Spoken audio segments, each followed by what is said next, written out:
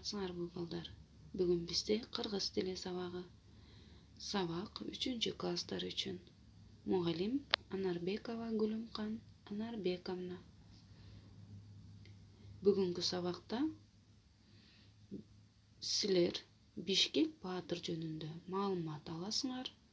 Сөздөргө лар мүчөсүн варианттары менен улап жаза аласыңар.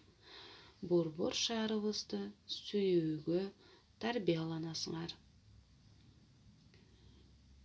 Анда эмесе сабакка даярбыз. Дептериңерди ачып, 3 айынын 20 класс иши Бишкек шаары тема.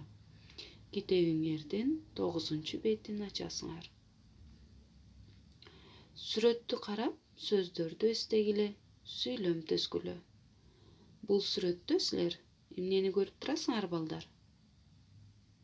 Азаматсыңар. Бишкек шаары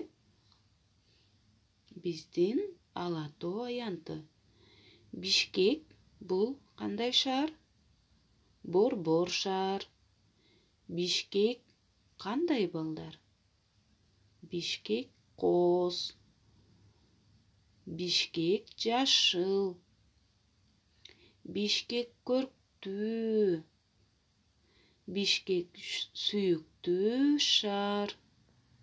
Бишкек маданий, илимий борбор. Балдар, силер ушуга кошуласыңарбы? Азаматсыңар балдар. Анда балдар, жаңы сөздөрдү эсиңерге сактап калгыла.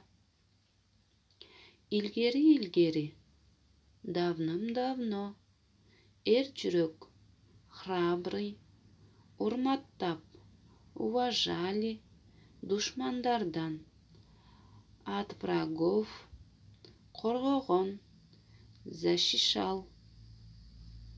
Анда мен силерге Бишкек кимдин атынан коюлганын окуп берейин. Бишкек ким болгон?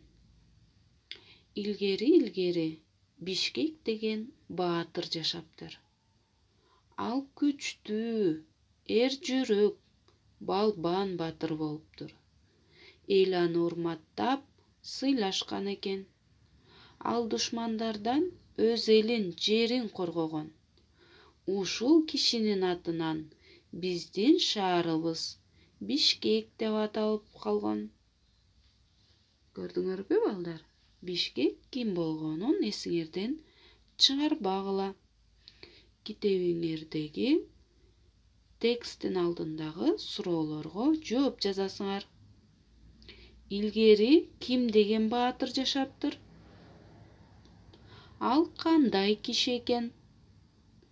Өз эл жерин кимдерден коргогон? Кайсы жылы Бишкек деп аталган? Мына балдар ушул 4 суроого жооп жазасыңар. Андан кийинки көнүгүүнү карайбыз. Сөздөргө лар мүчөсүн улап жазгыла. Сүйлөм түзгүлө анын. Шаар, шаарлар. Мектеп, мектептер.